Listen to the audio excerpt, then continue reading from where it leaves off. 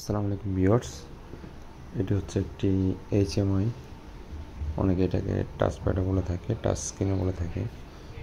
এটি হচ্ছে একটি স্যামকুন এইচএমআই। তো এটাতে টাচ প্যাডের সমস্যা ছিল, আমরা সেটি রিপ্লেস করে দিয়েছি এবং কাজ করে কিনে সেটি পরীক্ষা করে দেখব এখন।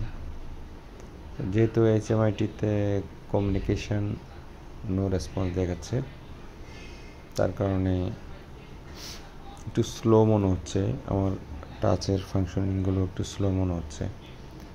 তো যারা ইন্ডাস্ট্রিয়াল অটোমেশন নিয়ে কাজ করেন অথবা industrial automation spare parts servicing এবং কোনো সাপ্লাই সোর্সিং করতে চান, তারা অবশ্যই আমাদের সাথে যোগাযোগ করতে পারেন স্ক্রিনে দেওয়া নাম্বারে। আমরা যে কোনো HMI PLC automation related spare parts repair করে থাকি। তো এটি হচ্ছে স্যামকুন এইচএমআই মডেল EA043A।